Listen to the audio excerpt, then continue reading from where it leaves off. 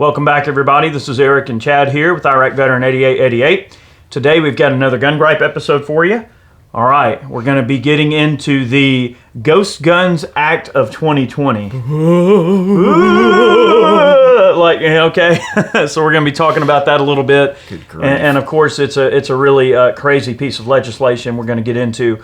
I do want to mention before we get into today's video, take a second to go check out Life, Liberty, and the Pursuit. It's Matt and I's podcast. We post every Friday on all of the platforms that you expect to find podcasts on: Spotify, Stitcher, Apple Podcasts. We're all over the freaking place, but really great stuff, long-form conversation, about an hour each episode in terms of the time length. So a nice long podcast that you can put on in the background and listen to at work and everything like that. Also, for those of you that don't know, Gun Gripes is now also a podcast. All of our Gun Gripe episodes are uploaded as a podcast as they come along. And then also the Life, Liberty, and the Pursuit podcast, which is a separate podcast from Gun Gripes. And that's Matt and I. Matt with Ballistic Inc. is the guy that does the podcast with me, and Matt and I serve together. So check it out. Really great podcast. If you like this type of stuff, it's a slightly different format. You might dig it. So check that out if you enjoy Gun Gripes. And leave us a nice review, please. Help us get those search results a little bit higher, get us higher in the search results. Mm-hmm. All right. So let's get into this. The bare bones idea of this legislation is they're trying to, they don't want people manufacturing their own firearm receivers or firearms in general, right? And they want to make it unlawful for people to have the tools or machinery to do such a thing. And the idea, what makes this so freaking dumb and crazy, is that they have no clue how many random home machinists there are.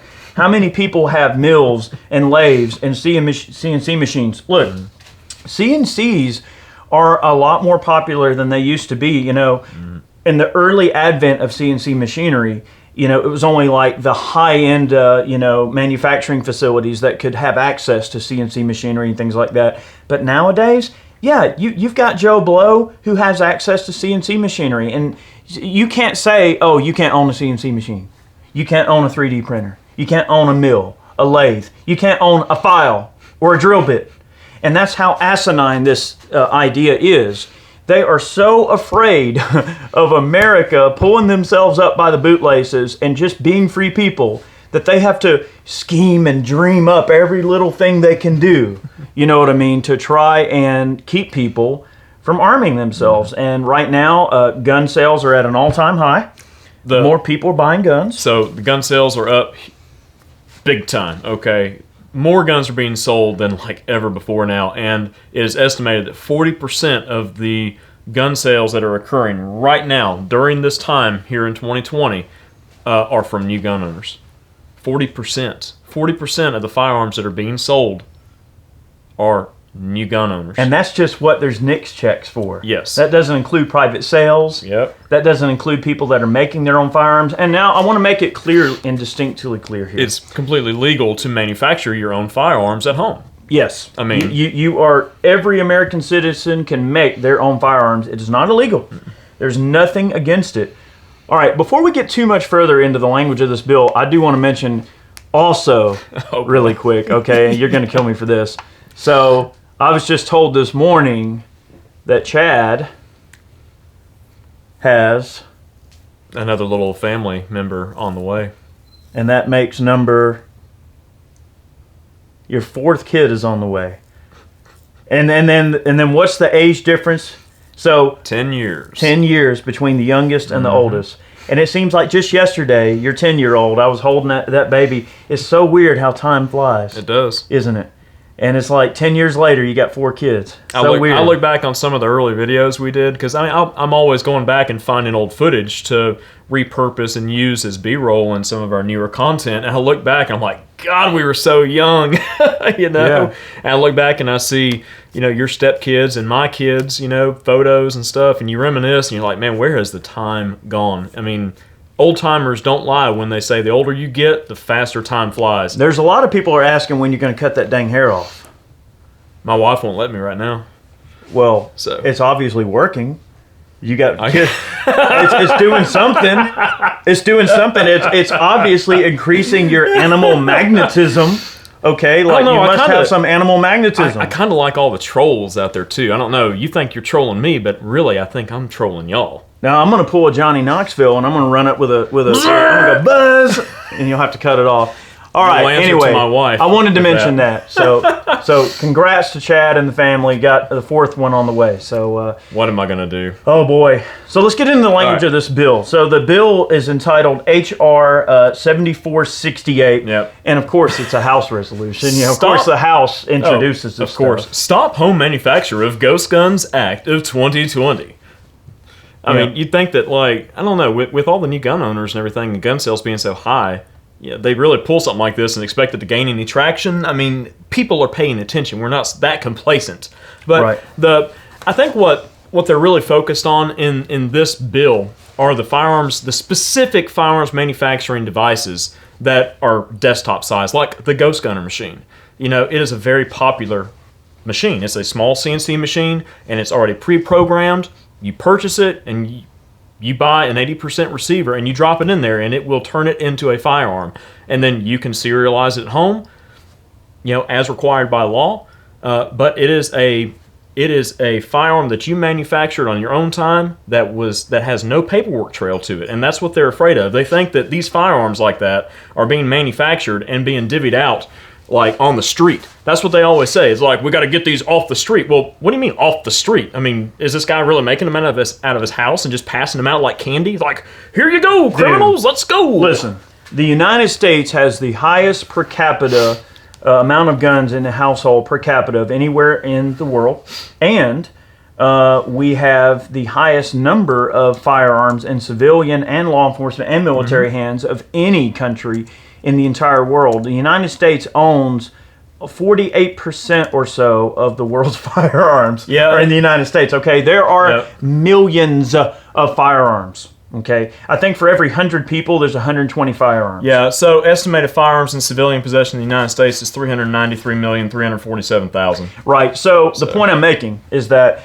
there are so many guns in the United States that these people want to chase this gremlin that doesn't exist, and they want to act like firearms are the cause of all of these perceived horrible problems and all of these things that are going on. But really, when you look at the amount of firearms that are in the United States and the amount of gun owners that are in the United States, and when you actually look at the data, and we've discussed it in so many other videos, I'm not going to bore you with the data, but the data, the devil's in the data, right? When you look at the data of shootings and everything, and once you take out like gang violence and violence, when you look at, let's just say, police shootings or suicides and all of these areas where, yes, statistically a firearm was used to carry out the act, once you remove those kind of outliers from the situation and just kind of get down to the basics of it, firearms are not really that dangerous of a thing for your overall safety. Okay, but here's the other thing to consider too. All these people that are going, oh, well, why would somebody want to do an 80% receiver? Because they just want to have a gun that nobody knows about and everything. It's not just that, guys. Look, a guy that buys an 80% receiver and makes, wants to make their own firearm, I'm going to go out and say that person probably has 10 freaking ARs that they bought through a gun store or whatever. It's not like they're doing it to circumvent something. They're doing it more as a curiosity, as something that's fun, as an engineering feat, or just as a learning. Some folks want to learn more about that sort of stuff, so it is a good learning tool to learn how your firearm operates. There's no better way to learn how a firearm operates than to build a firearm. Absolutely, and it's a hobby thing. It's a hobby thing. People don't. There are not people out there that are making 80% into completed firearms and then going to gun shows and selling them to Joe Blow, whoever. That's just not happening. Okay, a factory AR-15 receiver is so cheap to buy, right? Trust me, people own tons of AR receivers, and just for people watching this video that may not know it, okay, but there are a lot of folks that keep just extra AR-15 receivers on hand, so if they want to build out a pistol or if they want to build out a rifle or whatever, an AR-15 receiver is a very handy thing to have laying around, right? you don't have to build out the gun until you're ready. So from a perspective of, let's just say I went to the gun store and I want to buy 5 AR receivers. Well, that's no big deal. You can buy 5 AR receivers, and they all could transfer on one 4473 when you buy them.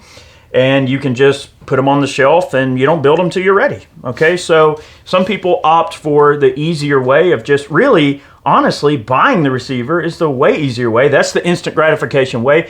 And millions of Americans own piles of factory AR-15 receivers. So don't think that the idea of making an AR lower with a ghost gunner is some outlier or something that like tons of people are doing. It is a very specialized thing that a lot of hobbyists and enthusiasts want to learn more about building guns. So don't think that what they're making it out to be, they're trying to make a molehill into a mountain, and it's just not the case. Yeah, so they don't specifically mention the ghost gunner. In the text that's available right now, the full text of the bill really isn't available on Congress.gov. It was just there's an article on guns.com that we got pointed to, and they had basically a quick summary of the bill and all. But the issue with it is the wording in these bills is always so ambiguous. And they say a firearms manufacturing machine. Well, I mean, that could be a common manual mill, and a lathe. And, also hand tools. Because, I mean, many early, like, submachine guns and such were designed around the idea that they could be manufactured in, like, a home garage, a home workshop, because these are tube guns, okay? Yeah. You take a pipe, a tube of metal, and then you make a few choice cuts in it with some measuring tools, and you may have to weld a few parts on there, but you could have a functional firearm, by hand tools. I mean, how do you think, hammers and other parts are fitted onto certain guns like 1911s? A lot of parts have to be hand fitted. Well, they have to be filed down and stoned, and fit precisely. You look at revolvers, all those parts have to be hand fitted, okay? They're not using a machine to fit them, they're using tools, files, okay? Yep. Honing tools, things like that. So to say that you can't own a firearms manufacturing machine is to say that you can't own a mill and a lathe because you do metalworking. You can't own a brake to bend sheets of metal. Yep. You can't own a drill press, for God's sake. This is the ambiguity that just kills me in these stupid, just asinine pieces of legislation that these idiots come up with just to stick it to John Q. Public. All the time. John Q. Public gun owner is like, oh, well, you can't be having that because there's a lot of data that we've got that we came up with, just pulled it out of the sky. It shows like, oh, there's a lot of these ghost guns out there being sold to everybody, and oh, there's mass pandemonium. Woo! All right, crazy. Look, so here's another aspect of it. If you guys haven't, all right, Vice did a really good documentary about the Khyber Pass gun shops in Afghanistan. Okay, so the Khyber Pass, look, they have been making guns with hand tools and really crude materials and crude workmanship for a long, long time. But I will say this, that some of the guns that they're cranking out of the Khyber Pass, like that whole area is just sort of a home-built gun area. And they copy lots of different guns, and they've gotten pretty good at it. And if you look, I mean, you'll see a guy with a file just... And we're talking like the drop breech, like Martinis, Gahindras, and then... Dude, they're copying Browning high powers, Tokarev pistols, they're copying AKs, they're copying Enfield rifles, they're copying all kinds of stuff, and they're building them with a in some cases, a fair amount of precision, and they're making their own ammunition, and if you've never seen it before, okay, if you've never seen how they make ammo in the Khyber Pass, you should check it out.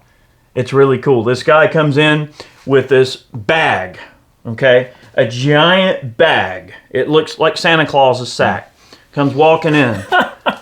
Goes and puts it down on the floor, opens it up carefully. It's gunpowder, okay? And he goes through and he's picking out little crap in the gunpowder or whatever. And they take the gunpowder and they put it in like this this volumetric like wooden box that they put the powder in, okay? And they shake it in there, and then they, carefully like cordon it off or whatever, shake off the excess, and they've got these little like pre-charged things or whatever. And then they take the, their 7.62 by 39 cases and they charge them. And then they got a little guy that's got a little press and he's loading it, and that's how they make them. And it's the craziest thing ever to think that these guys are just cranking out this ammo like that, bags of powder and, you know, a whole giant crate of projectiles and cases. And look, the point I'm trying to make, where there's a will, there's a way. You cannot stop someone from achieving self-preservation. Nope. Okay, and it shouldn't be the government's job to try to regulate self-preservation. I mean, the Second Amendment is an individual right. I have the right to protect myself. I have a right to own a gun and use it in life and liberty in the pursuit of everything that I want, in the pursuit of life, liberty, and happiness, right?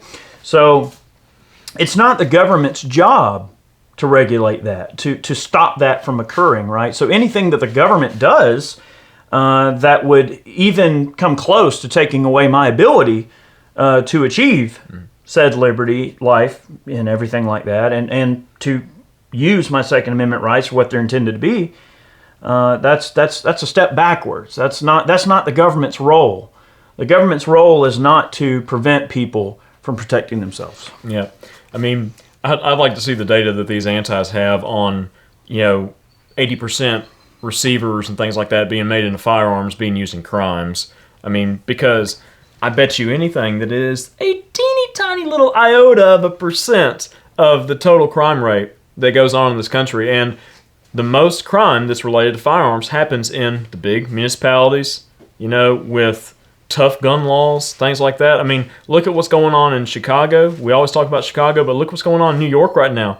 Ever since all the COVID mess started and all the protests and all this BLM stuff had started up and the police have been pushed back, well, guess what? Guess what's moved into these communities? Criminals, and they've kind of got free reign right now. I mean, you've got innocent people being murdered on a daily basis in these big cities, because they have strict gun laws, but they think that that's the answer to the problem? No, absolutely not. And, these people can't get it through their thick heads that regulations like this piece of trash legislation do nothing to affect the overall crime in the country. It's all like a cultural thing. They're just pandering to their voter base. Oh, absolutely. That's all it is. But the thing is, like I said, it's just very ambiguous, and these laws don't do anything to prevent crime. They never will, because like Eric said, if there's a will, there's a way. If someone is hell-bent on obtaining a firearm to commit a crime, you think they're going to go through the trouble of machining their own 80% lower in their house? No, they're going to go and steal a gun. They're going to break into someone's house and try to steal their guns. Or they're going to break into a gun store. They're going to drive their vehicle through the front of a gun store, like has happened in numerous occasions all across the country in the past decades, okay? Decades of time, since gun stores have really been prevalent in the U.S., okay? Guns have been stolen. They've been used in crime. But if it's left up to these anti-gunners, they would have you be responsible for that criminal's activity with a stolen firearm. So that's the ultimate end goal, is just take things away piecemeal at a time. It's definitely an incremental chipping of the block. But, man, it's just, to say that you can't own a piece of machinery that has been used to make everything that you use in your life. I mean, CNC machines, like Eric said, they've become a lot more prevalent because, back in the day, they were big, bulky, they were very expensive, but now there's pallet-sized CNC machines that are extremely affordable, and you can do all kinds of stuff on it, small screw machines, things like that. Oh, gosh, there are surplus screw machines that, they might be a little bit aging, but, man, there are Swiss screw machines that can crank out some really great quality parts. Man, you can make anything. I mean, everything that you use on a daily basis, from like your phone, tools around the house, things in your kitchen, the metal components, a lot of that was made on either a mill or a lathe. And these anti-gunners want to take those machines away from people. So that's another thing too. All right, if you're a manufacturer and you own CNC machines, but you make coffee cups, okay, are you going to have to get a federal firearms license because you have machinery that is capable of turning a block of metal into a working firearms receiver? That's a great point. I mean, are they that asinine? Yes, they are, sadly. But dude, really? All right, look, come on. I'll end this video just by mentioning one more thing, okay? Now, I know of a firearms manufacturer. I'm not going to say which one because I hope that they probably don't want me to mention this, but I'm going to mention it just because it's very, very pertinent to this situation. All right, but one of our close friends, has a firearms business. Makes firearms. But oddly enough, probably 70% of his business is making these really rare and obscure and weird tractor parts, like of all things, right? So when people think gun manufacturer, yes, a gun is something that someone can manufacture. But if you are truly about making money and keeping your machines running all the time, you are going to make other things as well that are a commodity that you can sell and make money, right? Diversification. So, and manufacturing facility is a manufacturing facility, right? They make things, right? Just like, during the war, right? Lots of private sector companies got drawn in to produce for the war effort. Look, manufacturing is manufacturing. Just because you go from making sewing machines to 1911s, the base principle is very, very similar, right? So, this guy, 70% of his business is selling these tractor parts, which apparently are very, very valuable and sell for a lot of money, and they require super, super, super amount of precision. Like, I'm not going to say which country they go to, but very precise. And the people that order them are like measuring, and if it's, it's got to be perfect. Well, anyway, so that's one area, right? Mm-hmm. So, is that guy going to sit on his hands for the other 70% of the time that he's not making firearms? Or is he going to keep his machines running? Because when you own all of this machinery, all the CNC machines and multi-axis lathes and Swiss screw machines, whatever it may be, if those machines aren't running, they're costing you money. Absolutely. So any reputable manufacturer is going to find a way to keep their machines running. They cost money to sit there. So it's just something to keep in mind. The danger of this legislation is it really does punish people for just being, entrepreneurs. And not only from the manufacturing side, but also just from the general hobbyist level engineering side, right? I mean, people have a right to build a firearm. So we can do that. That's legal. People should be able to pursue whatever interest they have. So if their interest is mechanical engineering and they want to learn more about how guns work, they should be able to make one. Yep. Not doing anybody any harm. I mean, there's no harm that comes from any of this until someone uses a tool in a criminal way. I mean, that's the bottom line. No matter what the hell the tool is, if it's used in a wrong manner than what it was intended, then guess what? There's been a crime committed, and there might be a victim at that point. But they're trying to make victims before they're even thought of. I mean, like, just because you made a firearms receiver, you're a bad person. Yeah. That's an important distinction to make, is that there are a heck of a lot of people that want to demonize gun owners and like, oh, well, because you're a gun owner, you're already sort of predisposed to this activity or that activity. Or they want to push gun owners into some dark underbelly where you don't get the same privileges and rights and respect from the community as this person might get, who is obviously, has millions and millions of followers, and all of the liberal social media sites are like pushing and sharing and algorithmically pumping their message while using complex algorithms and shadow banning to put down and suppress messages such as ours. So that's a whole nother bag of apples, but there is a cultural war that is sort of happening, and this is just a tiny soldier in that cultural war. So guys, thank you so much for watching today's video. We really appreciate it. Again, check out Life, Liberty, and the Pursuit. It is a great podcast. I know you guys are going to love it. Matt and I are putting a lot of time and effort into it. Make sure you check it out. Also, if you want to support Life, Liberty, and the Pursuit and us as a channel, of course, here at Iraq Veteran, go over to Ballistic Ink, pick yourself up a t-shirt. All of the funds that we earn go right back into supporting your favorite content creators. So whatever shop you go on, if you go buy one from Tim or Mr. Guns and Gear or me or whoever, you're going to support that content creator directly. So that is a great way you can support your favorite content creators, is go pick up a shirt.